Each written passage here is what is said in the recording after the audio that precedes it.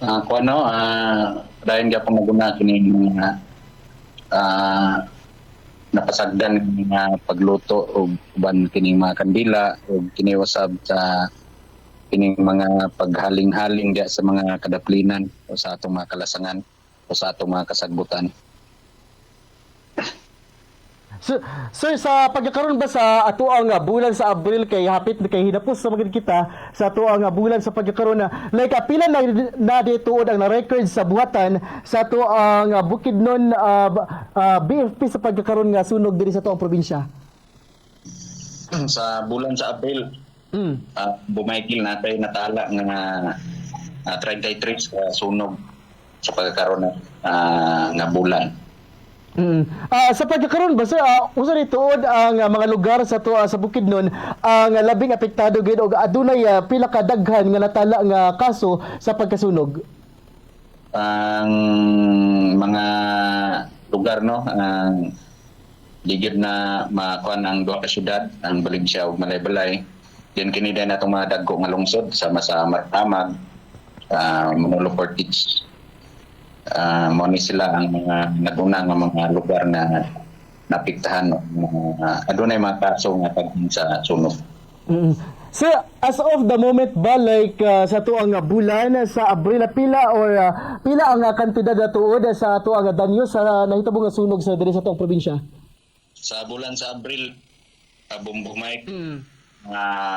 nanatay natala nga as of now ni no kay wa ko man akong bulan sa April. Anay 3,267,150 pesos. Sa mga more or less 3 million pesos ang mga danyo. Kalon nga bulan sa April. Mm.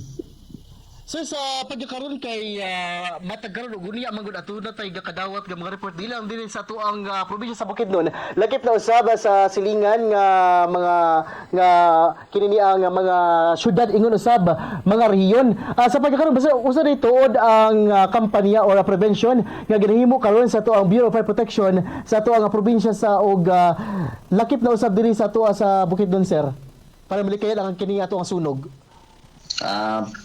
Kani Bombo Michael no ang buhatan sa bomberuhan nationwide padayon kita nga nawagan nagpadayon ng atong mga fire prevention activities diha sa atong mga komunidad no mangno uban sa ato sa mga media sa social media no sa quad media nato padayon kita nga nagpahimang no labi na nin panahon sa ating init na mampingon gid kanunay kay uga kayo atong palibot no so padayon po nato nga i-organize ang atong mga sipag, isip atong mga counterpart o kining mga wing nato o mga force multiplier nato diya sa atong mga pag-respond kung panahon na dunay mga sunog. Apan ang atong priority karong mga panahon na is kining mga pagpahimang no fire prevention lectures uban pa mga pahimang nampingon ang matagusa nining panahon sa labi na nining tiginit umay. Sir, sa labihan kainit sa tuang panahon sa pagkakaroon. So, kumusta nito ang ato ang mga kabukiran, sir? Aduna ba yung mga nangatala nga mga grass fire? Yes, naay mga natala no.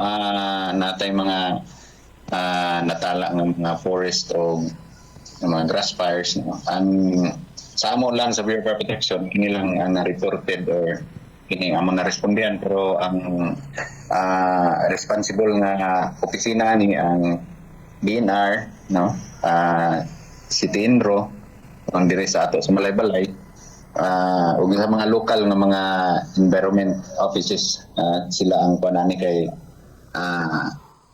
nangay po kitag tabang ani nila no ni mga gideploy nila nga mga personnel labi na dire sa ato sa Malaybalay kini mga protected areas nato nga mutabang sa pagpalong di sa mga sunog sa pagtan. So nasa record ni ba sumala pa ni sa atong sitiin ko dito sa Malaybalay cover na og mga 100 hectares ang na-damage. Pero kini natabang naman ni noon pula na. Sa nagkalain-laing dapit po ni sa ato sa diri sa Malaybalay area.